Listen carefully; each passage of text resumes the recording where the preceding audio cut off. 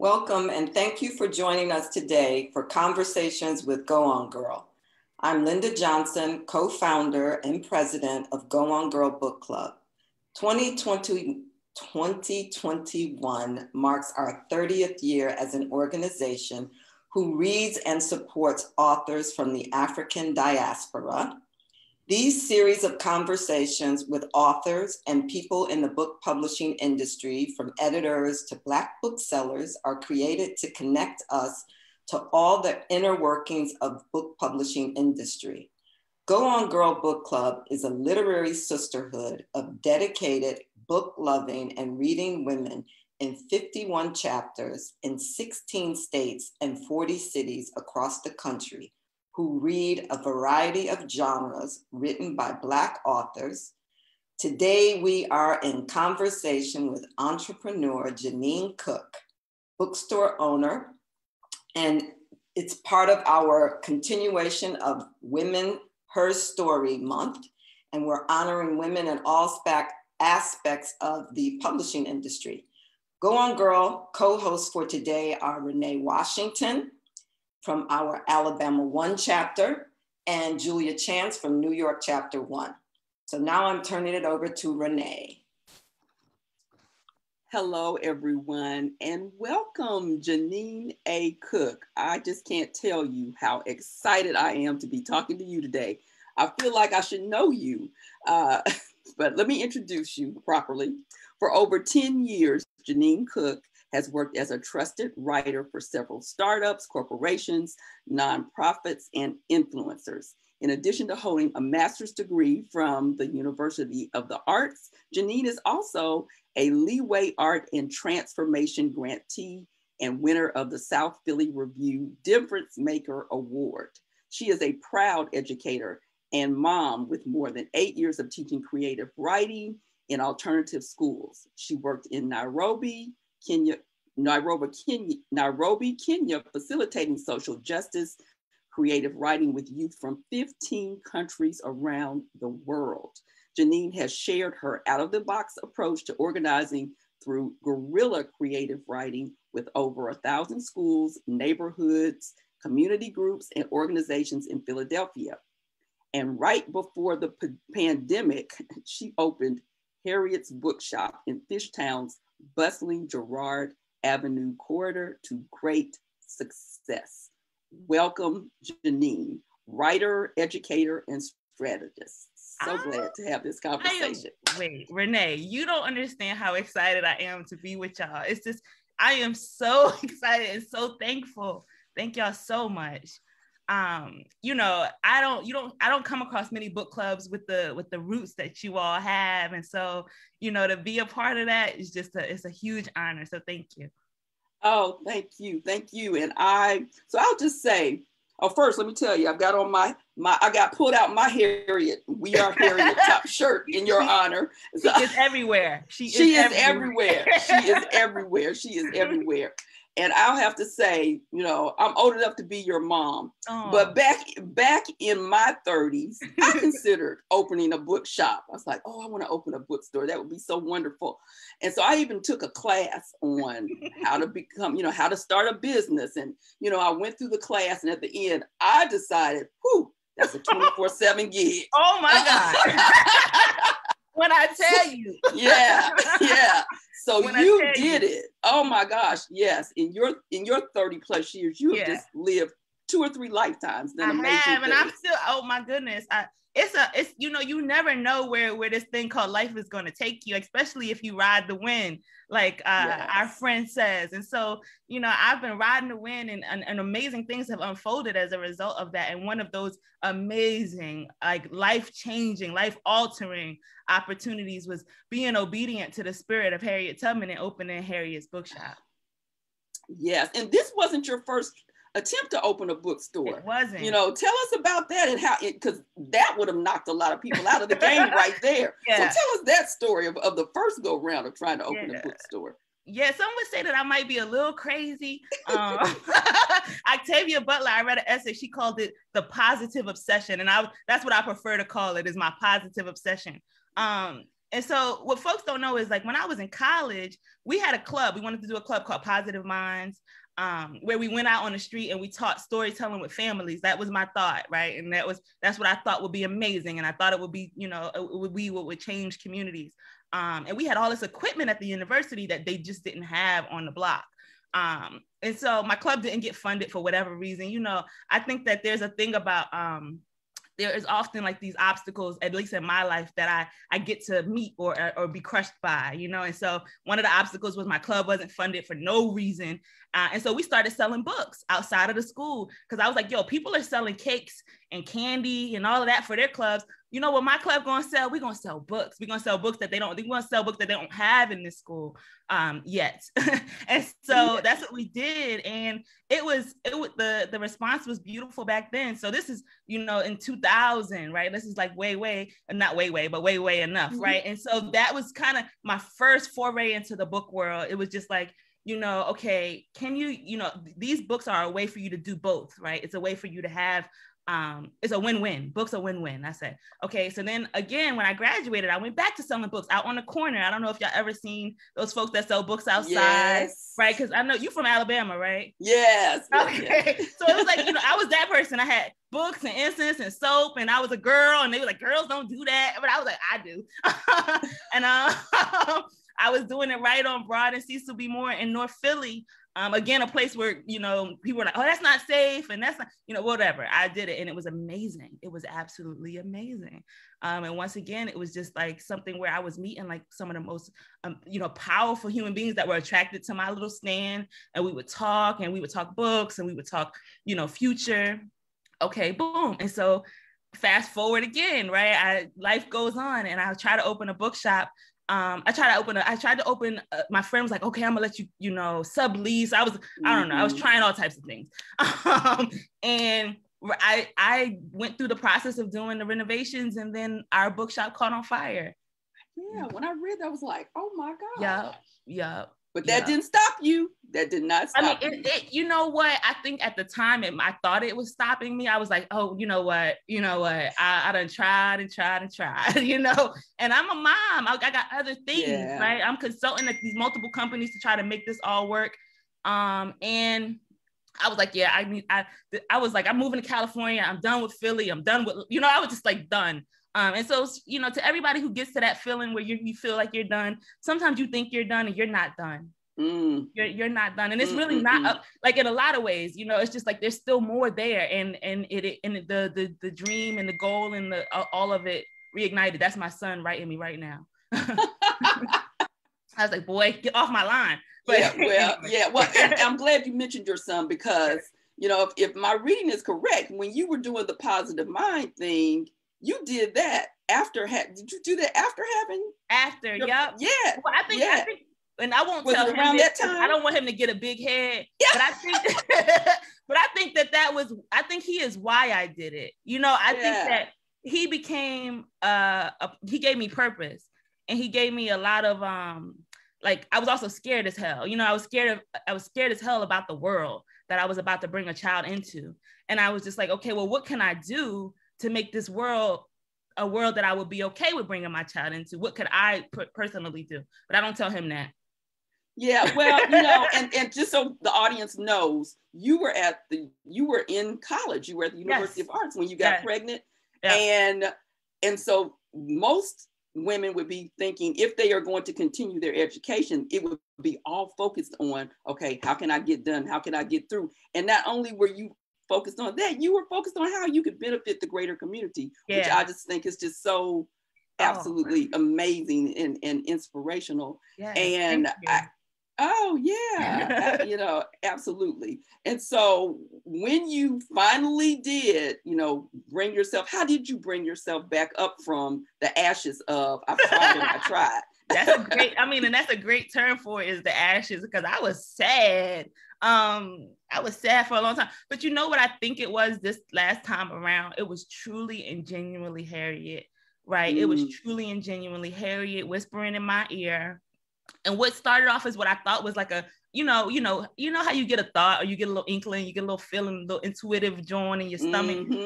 So it started with that, but then it got louder and more abrupt and less like sweet and more like, let's go, and I think that was giving me a lot of like impetus and a lot of power. And I was calling my, I don't know, I was like, I don't know if you call her my imaginary friend. Like, people was like, Jeannine, what are you talking? I was like, I have conversations with Harriet. Like, I really do. I go back, I look at what she was doing. I look at the historians who have documented what she was up to. And I look at what people were saying about her, like that beautiful letter that Frederick Douglass wrote about her. Right. Like, and it's just like, and, it just gave me so much. It shaped my reality about what was possible. And I think about, I just couldn't get it out of my head. What does it do to you to return for people who are enslaved? What does it do for you and to you to risk your life for the people you love? And how does that change us? How does that grow us? How does that, make us more human? And so she wouldn't let up. She would not let up. I love it. And your mom came over, right, to help you open up Harriet's Books. Yes. And then, so for folks who don't know, my mother is she's legally blind. She's she has, I think they said about 10% vision. She's been in and out of blindness basically since I was like 9 or 10. And this is not the first person in our family that had that runs in our family, blindness. And so, but she was a librarian when I was younger. And my mom is a booksmith, she loves books. And though I can't get her to write yet, and I'm working on it, she reads incessantly. And now with audiobooks, she's able to, join the conversation again. And so she's my book club. That's who I go back and forth with. I love that. So tell us about the actual opening. Your mom came over from Trinidad to help you open up. And did you open up in February of last year? I did. My mom actually came in March. It was my sister. And that's why when you say that this is the sisterhood, like this is the sisterhood literary movement, I understand it. Like I was saying before we got on the call, right? Like Toni Morrison says, you are my people. And like that part, right? And I say, oh my gosh, I found my people. Because I didn't know, you know what I mean? I didn't know to the extent that we were doing what we were doing all over the globe. And so it's beautiful to find your people. And my mom, I thought, it was us. I thought she was my people, but it's much bigger than that. But yeah, my sister came, and my sister sat with me all night long, the night before the opening of the bookshop. I was so afraid. People get it in their twisted in their head, like, oh, you got this. And I'm just like, no, I was madly afraid. And what didn't make sense is that we had been in soft launch for like a month, right? So we've been open, and then my sister came into town, and all of a sudden I was like, oh, I can't do nothing. I don't know what I'm doing. What am I doing? I was like, I need my sister. And she came, and we stayed up all night, and we tarried in the spirit, as they say. And the reception was like amazing. They said over 3,000 people came to the opening of Harriet's Bookshop. or purchased at the opening. Yes. Right. Yes. So it's like, but yeah, it was wild. Oh my, yeah. Okay, so you talked about the intuition, and as I was reading about you, I said, oh, we are intuitive sisters, because I believe in following those nudges, and that's what you've done and continue to do. And so in thinking about how you have throughout your brief life to me, just followed these nudges and taking these risks, and when you think about that, would you say that Harriet's Bookshop has been your biggest intuitive risk? Ooh, that's so many of them. I have a lot. Okay. Coming to Philly, I'm from Hampton, Virginia. I'm from a little town in Virginia. And deciding to come to Philly, I think, was a big risk at the time. I was the only person in my family who had gone off to college. And so I was the first person, to really do it. And it was like really strange to the people that I knew and loved. And like I was braiding hair, and I was doing all these things. I worked for Miss Cleo overnight so that I could raise the money to go to college. Like those are the things that kind of like, I know when I've had my Octavia Butler positive obsession, because it's like it just don't matter. You know what I mean? I'm just like, okay. And so I think that was a big one. I think that Harriet's has been it was big. It was big. And I think that she's big. You know what I mean? I think that Harriet is so much. And sometimes when I'm anxious, folks are like, what are you so anxious about? Like, you're doing just fine. And I'm like, it's not just my legacy that's on the line, it's hers. And right. And my hope is that what we're doing only adds on to her good deeds and only amplifies them and magnifies them before the world.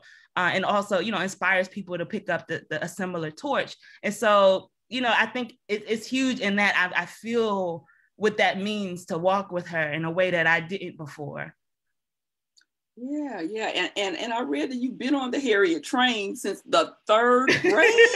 Third grade. Yes. I know other people who are listening probably have something similar. I believe she talks. Yes, thank you so much for Cassandra. But I believe that Harriet doesn't just talk to me. Like, I don't know when what's your Harriet story? Everyone has one. Yeah.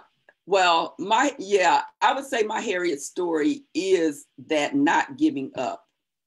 That she, and in the face of all odds of, and it doesn't matter what it is. You talk about that passion that's within you that won't let you be.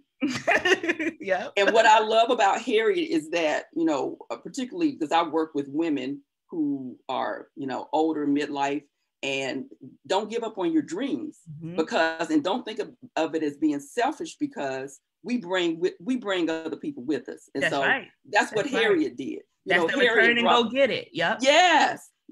And so, that's why it's so important for us to live these passions and dreams, because you are bringing all these people with you. I'm coming to Philly to see you. Wait, you are more than welcome to come to Philly.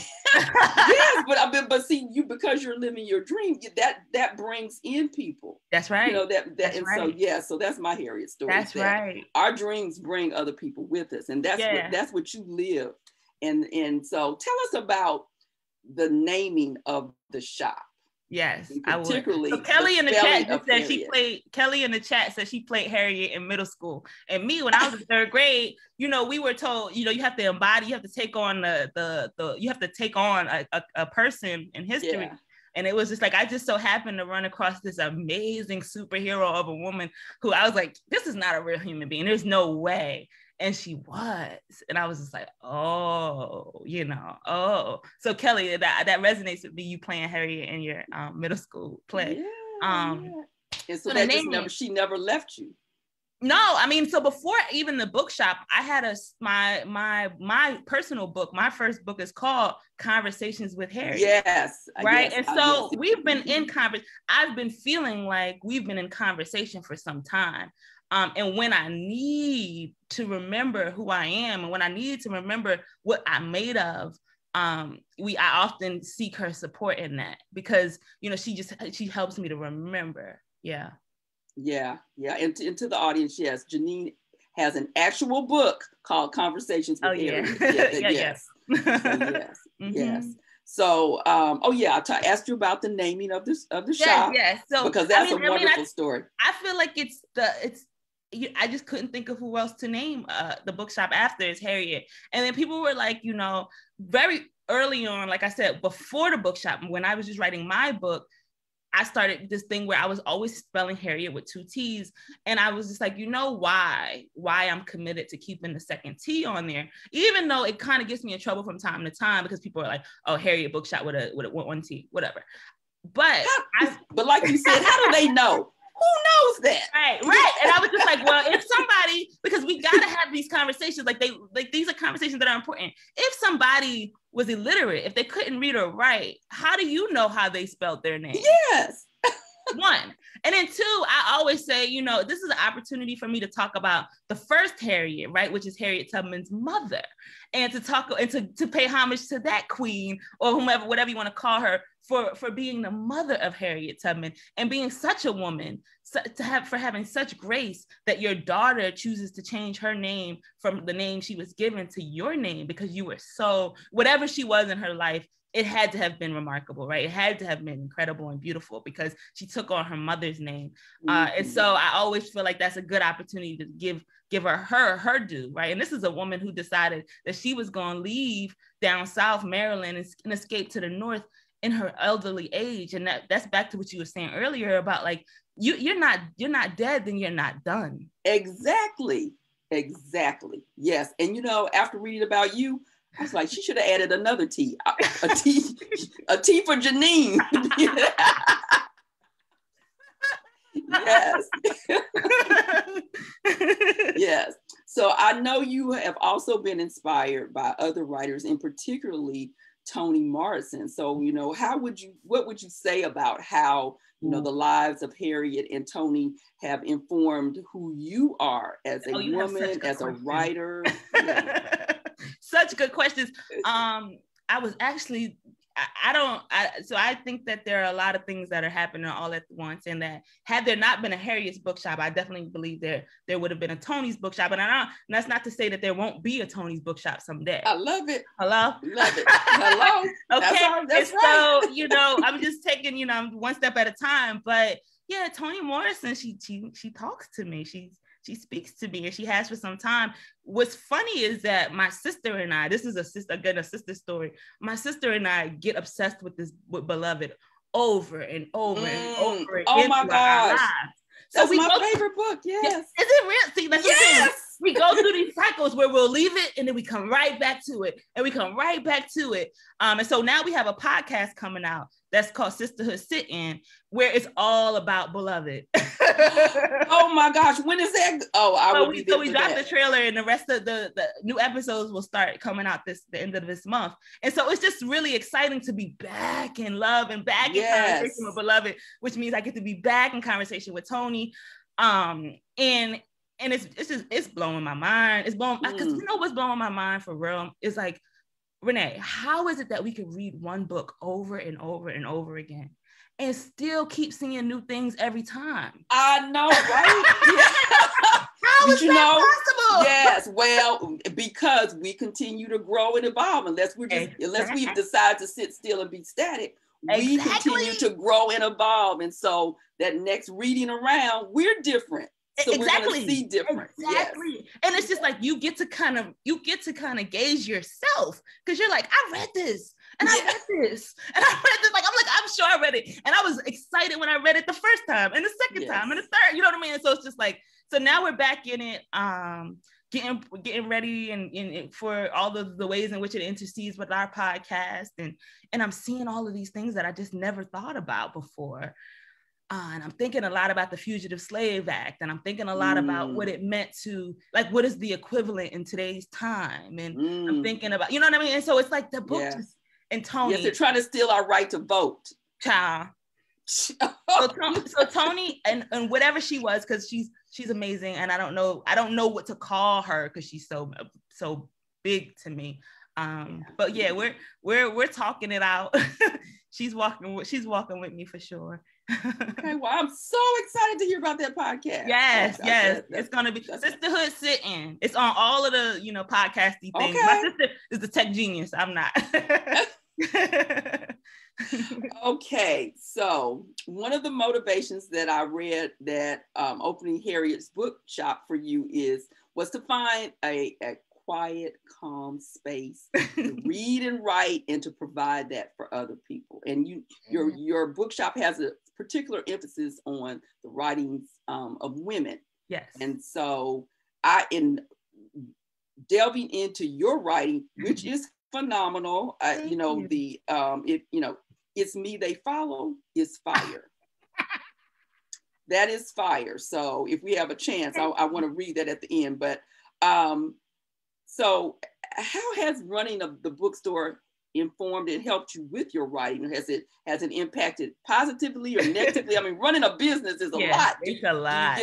Do you get to write as much as you want to?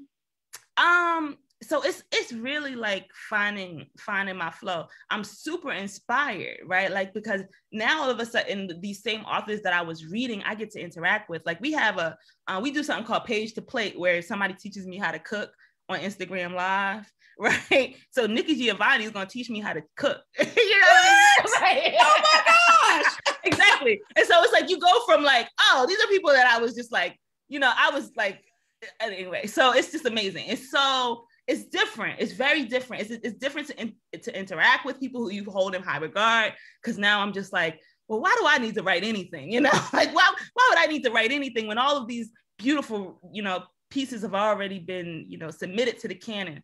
But then it's also an inspiration in that it's like, well, I get to share what it is that I'm learning, and I get to like share what my process has been, and hopefully it inspires somebody else to use whatever it is that they might see and what I've been gotten to experience with themselves and with their children and children's children and children's children's children. And so, yeah, I think that we thought that the bookshop, because you have to remember, Renee, like everyone was telling me this was a bad idea and this was stupid. Yes. This was, what are you talking, like nobody, it wasn't making sense to other people. And maybe I just wasn't doing a good job explaining, or maybe people didn't know that I had people, but regardless, they kept telling me, why would you make a bookshop named for Harriet Tubman that celebrates women authors, women artists, women activists? Like, men, what if men don't want to shop there? And I was just like, well, then they don't. Like it was just like, it just all of the reasons why it shouldn't work. People were saying those things, Amazon and blah blah blah blah blah. And so, I took a bet on myself. And what I did was I took extra consulting jobs, and I was just like, okay, if this bookshop idea is really, a failure, at least I have a studio. I've built myself a writing studio, and I have a quiet place that's beautiful, that has all the things that I like. And I'll write something, hopefully. But the bookshop has not stopped jumping. Yeah. Since it opened. Yeah, and I'm not surprised. Yeah, I'm so not surprised. Yeah, and one of the things I've learned about resistance, it's a test of commitment. So when people are coming at you, trying to naysay and negate what you're trying to do, that's how you know it's real. Yeah, when you keep moving toward it. Yeah, especially people who you love. It's like this wasn't just like strangers on the street. These were people I love who was like, Jeannine, we don't want to see you fail, and we don't want to see you hurt, and we don't want to. You know what I mean? Because they don't want to. They didn't. You know what I mean? They were just like, it's we love you, and we don't want to. And those people, that's what makes it, I think, even more difficult, because it's like these are people whose opinions you value and whose wisdom you honor, and so it's just like, well, what do you do in that circumstance? But that's where that self conversation comes in, and that's where that quiet conversation comes in, and that's where that intuition comes in, because I think that like no one else can hear what's speaking to you. Yes, and you seem to have an inborn strength of resilience. And of continuing to push forward. Is that something you think you were born with, or life brought to you, or a combination? Where do you think that comes from? I think when your mom is blind, it shapes who you are, right? And my mother went blind when I was really young, and so I think that being in a position where it's like when you realize that the thing that you thought was a curse was actually a blessing. And so I just, when we were little, we'd be like, what? This seems so unfair, right? It seems so unfair. But I think in a lot of ways, it was a huge blessing for us. And I asked my sisters about it too, because I was like, you know, do you see how mommy's blindness has an influence on who you've become as a human being, right? Like, we are people who love to serve. Like, service is a part of who we are. And actually, like, I look forward to the opportunity to open. I look forward to opportunity to give. I look forward to the opportunity. You know, we go into the children's hospital. That's like, oh my gosh, we get to support children. You know what I mean? And so it's just a really, and I think that has a lot to do with my mom and being in a position where, you know, you learn how to serve from an early age. And then my mother was getting her master's degree when her vision went kaput, right? And so, and this woman, this is, you know, when I talk about, you know, tenacity, my mother continued to get the master's degree as her vision went, you know, black, totally nothing. And she was like, what we'll do is, you'll read to me, you'll type up what I say, you'll edit, and then go back around. And that's what the three girls did, right? Like, that's what we did. And so we all felt like we were like right there with her, and we were getting this degree alongside her. And I think that definitely has shaped my idea of what's possible, and how to push through. Yes, which that explains to me, that helps me when I read that when you did become pregnant and you continued to go, you didn't stop. Nope. And not only that, you got to bring your baby to class with you every day. I chose to bring my baby. Okay. Yeah. Okay. And that's a big deal, because when we talk about freedom, and because I'm in Beloved, and because I'm thinking about motherhood, and because I'm thinking about like it as a superpower, and it was just like, it never came across my mind that I didn't have the right and the responsibility to raise my child how I saw fit. I love that. I love that you said choice. Yes, because that is so important. That's right. Yes, that we choose life. Yes, absolutely. Yeah. Yes. And we choose what freedom looks like. Yes. Yep. Yes. And so one of the things I've been asking my friends lately is, what is freedom to you? Because though we have like this big kind of ethereal idea about what it is, I don't think we talk about it enough. And so we don't recognize when we're not free, because we haven't even thought about it, right? We haven't even thought about what does it mean to be able to have the power to act, to say, and to do what you please, right? Without hindrance and without anybody getting in the way of it. Exactly. And just owning the fact that you always have a choice. That's the power. You know, because when we say, oh, I don't have a choice, it's because we don't like the choices. Yeah. That doesn't mean that you're going to like the choices, right. But we always have a choice. That's the power. Yeah. I mean, and that's what Setha shows, right? She took the ultimate choice. Yes. And it's like, you know, what does that mean to make the ultimate choice? And it's like, she was completely free.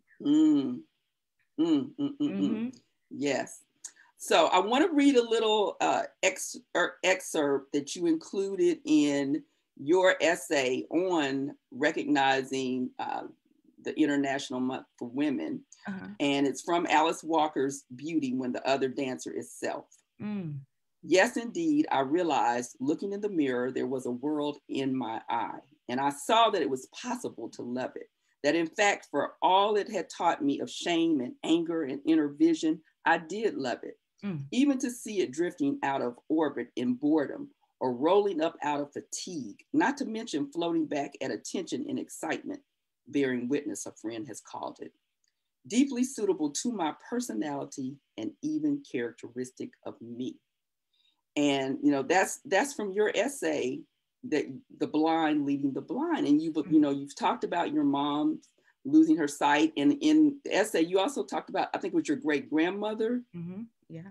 And now you even are having some vision issues. Yes. And so you continue to push through to do the work that you do and show up in the way that you show up. So, talk a little bit about that blind leading the blind and what that means to you in a tangible way. Blindness is something that's real in my family. And I think as a book person and somebody who loves to read, I think blindness becomes an even more like terrifying part of the story, because it's like, well, if I were to go blind, like, how do I do my work? How do I live my purpose? How do I continue? And then to look at my great, this is my great, she was in the 1800s, and it might even be another great on that, grandmother Sophia, who we know went blind and continued to be a force of nature in Trinidad, and my mother, and now my cousin. So it's something that's definitely genetic, right? So it's predisposed in some ways. And that is okay, like for me, right? And so, and the reason I chose Alice Walker's piece was because in a lot of ways you watch her in that essay unfold and come into a realization of the power of what it is that she's been given, even in the face of what others might consider to be a deficiency. And Harriet is another example, right? This is a woman who was hit in the head in such a way where she had these, these seizures, but she considered them to be a gift from God, because she also saw the visions, and she also had all this, the direction. And so I hope that supports people with also looking at our own families, right? Like looking at our own legacy and lineage, because I know a lot of times for Women's History Month, we look out, right? We look outside of ourselves and we're like, look at this woman over here and look at this woman over here.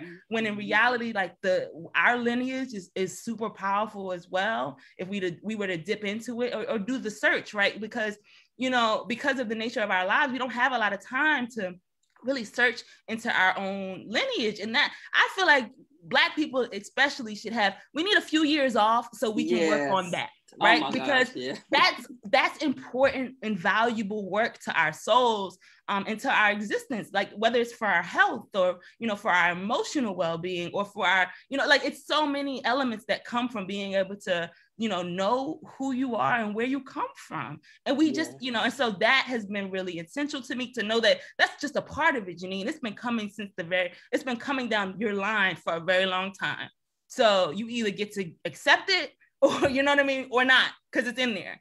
And that's just a part of it. And then, I don't know if you all I hope you put this on your list for maybe next year. It's called In Search of the Color Purple by Salamisha Tillett. And it's so good. It's so good. It's so good. And so she goes back and she gets to like interview Alice Walker, and she interviews Oprah Winfrey and Quincy Jones. And she just like, she goes into how the color purple came to be, in such a way that invited me to go back to Alice Walker too. And sit with Alice Walker some more, and so that's where the essay comes from. Oh yeah, and I loved how you said, because yes, I'm inspired by many women, but how you said, but look within your family, and when I go down, the first thing I say to myself is, I am Barbara Ann's daughter. Yes. Because that's, my mother was strong, that's right. That's right. It's like I am Barbara Ann's daughter, and we do need to remind ourselves from whom we've come from. So that's yes, right. I love that. Yeah. Okay, so wow, I could just talk to you all day. But you are my people. We got stuff, I'm like, we got. Who was Barbara Ann's mom? Yeah. Yes. So. What is the importance of frankincense in the store? Because, when I was reading about the shop, I was like, what, this is all, you talk about how you wanted it to be a certain vibe. And it's like, I can smell it. I can feel it. I want to come sit on that green sofa. That's so funny. You're the first person to ever ask me that. What's the significance of the frankincense? I was raised in a church, and we were always told that they bought gifts to Jesus when he was born, and that one of those gifts was frankincense and myrrh. And I was like, well, there must be something powerful about this thing called frankincense. And when you start reading up on frankincense, you find out that it has effects on our brains and on our abilities to stay cognitive, to stay aware. And so I thought frankincense made a lot of sense in the shop because of that. And because I feel like, with our way of still kind of giving another gift. And I think that bookshops are a 365, a 360 experience, right? Where you're like, I want you to remember the smells. Like when we first opened, we gave everyone got incense. Everyone. I couldn't keep it up. But it was something that, we gave to every single person who came in, because we knew that we would say, go create the experience at home, create your space, the way you need it to be at home so that you can have what you need, right? Like they say every woman needs a place of her own. Mm-hmm. And I find old journals where I've doodled that over and over and over again. I need a place of my own. I need a place of my own. And I think that, that I'm always inviting folks to consider how you could create, your place of your own where you are.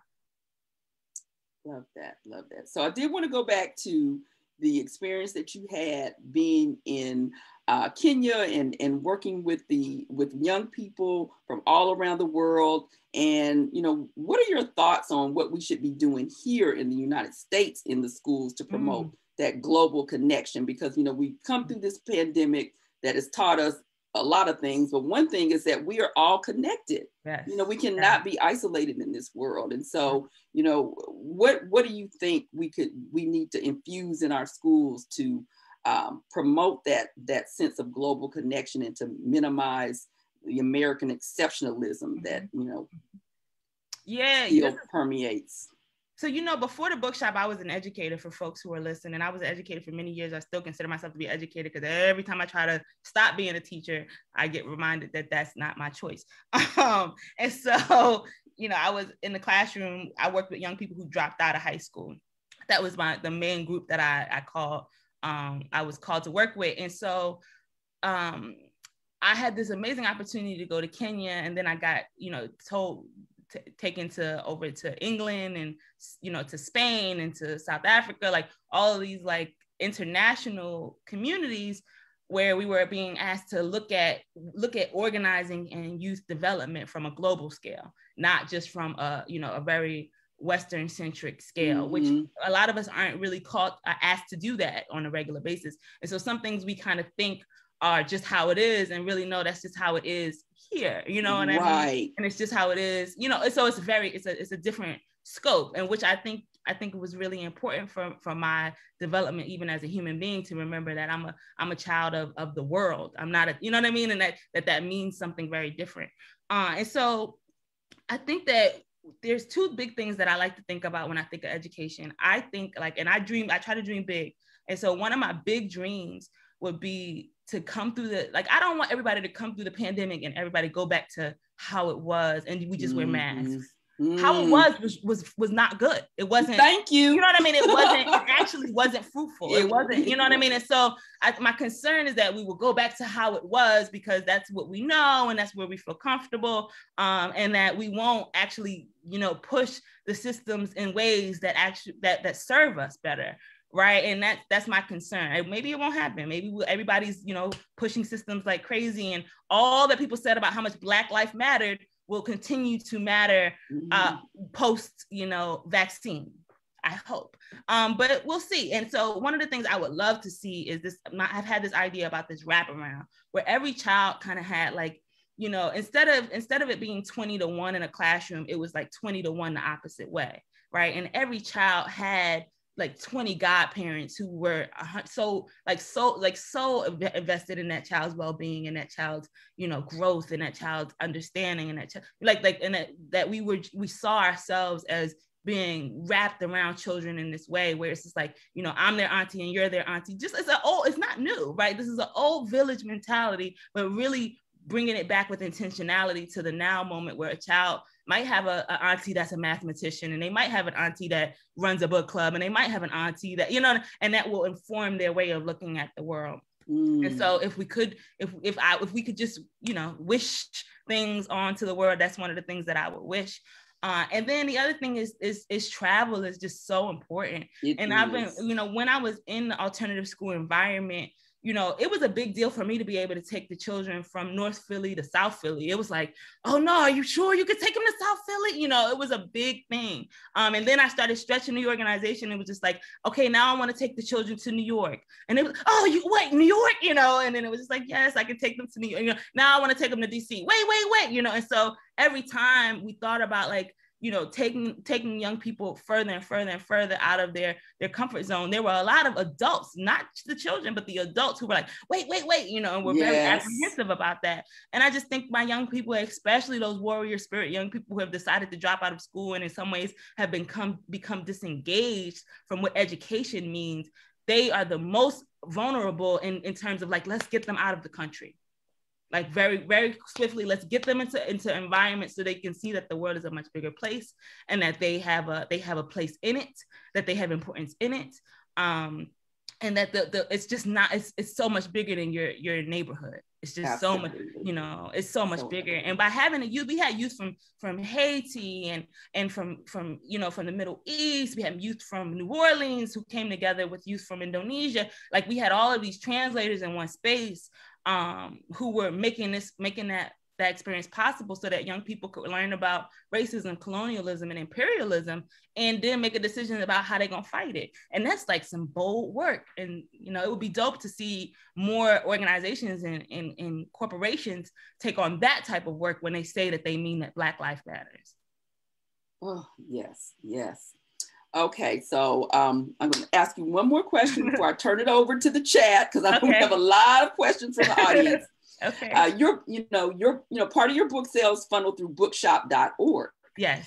And you know, how has that arrangement worked for you in battling the big elephant, Amazon? Yes. And you know, what other collaborations do you tap into for independent bookstores? Yeah, it's complicated. My relationship with bookshop.org is complicated. I only went there because over the summer during the uprisings, mind you, it's me and I have some high school interns that we call our youth conductors, but there is not a big infrastructure over there, right? And nor did we think we needed one because we were really small. And then over the summer, it said, you know, we had an influx. We just opened our website. And we had so many orders that there was just no way for me as one individual to place them all, right? Like we're still going back through, like, did you get your book? You know, like we're still having that experience just because it was just a lot. And what we learned about the book industry was that they weren't even printing our books in an abundance. And so when that influx came in, it was as though they had to actually go print those books. And so that was just like a whole other problem. And then you saw your big friends, you know, your big companies who went and bought them up again. You know what I mean? So it was like, we were like, you know, we were at the bottom waiting for like a little, you know, crumb to fall down. And it was just like, this is out of control. And what aligning with Bookshop helped us do was to kind of, to be in a little bit more in the race with the big dogs because they're a bigger group. I have complications with Bookshop, right? And I've wrote them and told them about it, and I'm not quiet about it. There are things that they are doing that also model colonialist mindset, right? There are things that they're doing where it's just like, well, why can't when you're shipping to my customer, why can't my logo be on it? Why does your logo have to be on it? Right. Oh, you know why? Because you're still working from a colonialist mindset. And so one of the things we discussed and I'm working on, and I got so many things, I'm just like, Jeannine, but it was like, well, why don't you create a blackbookshop.org? Right. Yes. And why don't you sit in that little space? And why don't, because that's my principle in life is like, well, if you don't like it, then do something about it. So why don't you do that?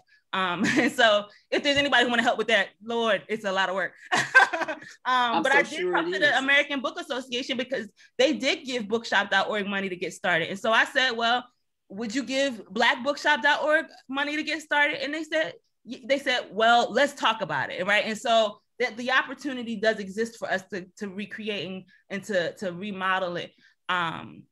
But I need help. Yeah. And I would think that do you work with other Black independent books? Yes. Yeah. Yes. Like, you know, and then book groups like us, you know, I'll write a letter like, who I need to call? Who is it? Yeah, so that kind of is in the works. It's like, what do you do when you're in the space that we're in, and you see some things that look like you know, oppression, and they get recreated over and over and over again because colonialism is sneaky and it knows how to decipher itself into almost any circle, right? And you have to intentionally root it out. So yeah, but Bookshop there are other things about them that work very well because they help us to be fast and they help us to handle the customer service and they help us. So there are things that, you know, work and things about it that don't work. So yeah, it's complicated in its way, just like all these industries and you know, I'm like, you know, I was trying to find out like what were the Black owned paper companies Yeah. Like, what is there a such thing? And I couldn't find one. If somebody else can find one, please point them in my direction. But it was just like, well, if we were to start going into manufacturing, which is what I think we definitely get to do, right? Well, what would you manufacture? So I was like, well, what if I manufacture paper? And I was like, let me just think, like, who else is in this world? Right. We ain't even in that world. Wow. So it's the opportunities become, very, very much endless for us, because like there are a lot of things we're not even in those industries yet. Oh, wow. Okay. All right. Well, I'm going to end with, before I turn this over, with your words. Okay. And this is so appropriate because it's me they follow. I think it's just such a wonderful piece on what we need to be doing. So the path with no beginning is worth beginning. It's worth it to walk, to stomp, to drag, or drip along these yellow bricks. And with no knowing of what lies ahead, what makes this path most important are the footsteps that follow, those tiptoes moving along behind me. They're marching at their own uncanny pace, facing north. We're heading towards the promised land. We are completely capable. Our minds focused. We're ready, creative, unyielding, mature. You hear the whispers? Those are the ancient voices speaking prophecy in my left ear. Negro spirituals singing songs in my subconscious mind. We're building bridges with our tongues. We're opening doors with our third eye. It's me they follow. It's me they follow. It's me they follow. It's me they follow. And we need to follow Jeannine. So yes. Oh my, Miss Renee, that was so amazing to hear it back. Thank you so much. Wow.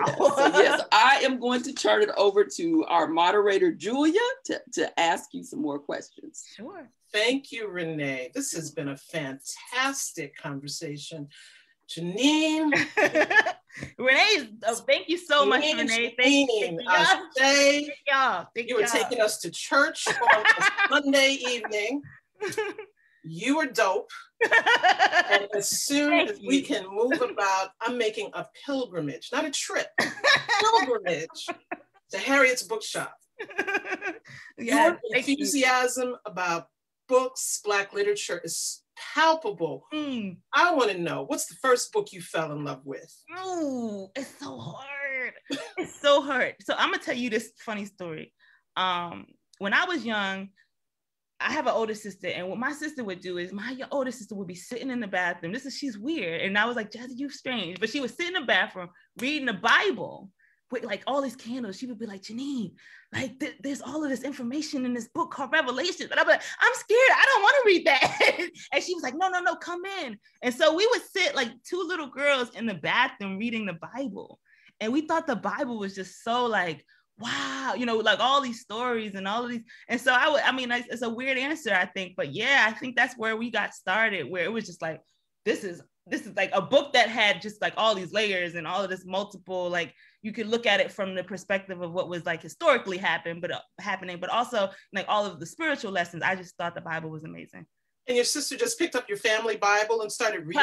She's strange, I tell you. And we're still strange like that. The other night we were in the bookshop and we were like, okay, we're gonna buy those thick packs of sticky notes. And we was like, we're gonna buy a thick pack of sticky notes and we are going to get to the bottom of Beloved. And we just sticking things on the wall, going through line by line. And it was like, we're out of sticky notes. Y'all go in. Yes, we was having, I'm talking about a good old time. Now, I was reading the piece in Philadelphia Magazine about you that came out last January. For those of you who'd like to read it, it's in the chat. I have a link to it. And you say the mission of Harriet's Bookshop is to celebrate women artists, women authors, and women activists. Then you said something that was interesting to me. You said, as a millennial Black woman, it doesn't fit the narrative, meaning what you're doing. Like, I don't think I'm supposed to be able to open a bookshop. If there are lots of things I'm not supposed to be able to do. Unpack that for us, please. Yeah. I was like, mind you, this is January, so we haven't even opened yet. And I'm still in the space of like, I don't know what I'm doing. And everybody has told me this is a bad idea. So I think that you hear that. And what I was saying is just like, there are so many things I've been told I'm not supposed to be able to do. you know, whether anyone says it explicitly, but there are a lot of things that people say to us implicitly. And there are a lot of things that people say to us, you know, without saying it, with looks and with absence, right? By like excusing us from the narrative, we're all of a sudden, you know, you're like, well, I don't see anybody that looks like me here, you know? And so I think that was, again, one of the things that I was being informed by at the time, like my age, right? You're too young to do this, and you have my responsibilities. You're a mother, be responsible, you know? And so there are a lot of voices in that try to intercept, I think, the bigger voice. Sure. Now, you went to Minneapolis after the murder of George Floyd by the local police there. Mm-hmm. You had just opened your bookshop. You know, we've been open a few months. What compelled you to go there? And what was that experience like for you? Oh man, I'm looking for other people who have the same thing that I have, because when I get something in me, like there's something that gets in my, you know, it gets in my spirit, or it gets in my thoughts, and it's like, I can't escape it. And so when things were happening with George Floyd and I was watching, from my TV, I just kept thinking, like, I know there's something I can do. I know there's something I can do, right? And so I just needed to think on, like, what can I do? And even if it was the smallest little thing, what can I do? And I was just like, well, I could take books out there. You know, I could take books to the activists and organizers on the ground, and I could give them to people, right, who might want them. And I did, you know, and then we went to Kentucky and we did it again. And the reception was amazing, and people have definitely wanted those books. And I think, you know, there are groups that have started organizations based on that are now doing that work as their like 501c3. And now there's something else in my spirit. I'm being called to go down to the border, right? And it's just like, I don't want to, you know, there's parts of me that's like, I don't want to do that. I don't know how to do that. You know, I don't know how to, but it's just like, you got to go give books to the children at the border. And it's just like, it's as loud as day, and it won't let me free. And so it's like, okay, well, I'm going to go give books to the children at the border. And you also gave out books to protesters in Philadelphia. You gave out, tell us the books you gave out, and what were people's reactions when you would give them these books? Yeah, so we gave out the biography of Harriet Tubman, which is called Bound for the Promised Land, and then the autobiography of Malcolm X. Just because those were the books that have been pivotal in my walk as you know, an organizer, an activist, or whatever you want to call it. And so, I mean, those two people, you know, when you talk about Malcolm, and when I think about Malcolm, and somebody who has had to publicly transform in front of other people, right, and was able to do it with grace, you know, to change your positionings, and to come, you know, to be forceful, and then to have an awakening, and then to have another awakening, you know, like that's just something that, you know, you don't hear a lot of people do. You don't hear a lot of people apologize anymore, right, for the things that their missteps or their misthoughts or whatever. And so I think he's pivotal. And then of course Harriet, for all the reasons. Now, as a bookstore owner, naturally, you have to keep up with books. What resources do you turn to stay current? And when do you have the time to read? Oh my gosh. So I read all the time when I'm not like, so if I'm like in between almost anything, I'm trying to find a book. And so one of my friends I was watching a show the other night, and one of my sister's friend was just like, you watch movies? And I was like, yes, I watch movies. And she was like, I've never seen you watch a movie. And I was like, oh, wow. Like, I just, you know, when I have time, I want to read it. I want to fill it with reading, especially because I don't know how long, I literally don't know how long I'll be able to actually read physical books. I don't know. Okay. What is your essential list of books by Black women authors, or who's on that list? Not what are the books? Yeah. Or if you want to name the books, you can. Yeah. Who's on that list? Yeah. So, you know, I don't know if folks who are listening know about our shirts, but we have another shirt that says Zora, Octavia, Alice, and Tony. And I call that the Guided and Protected shirt. And those are who I go to.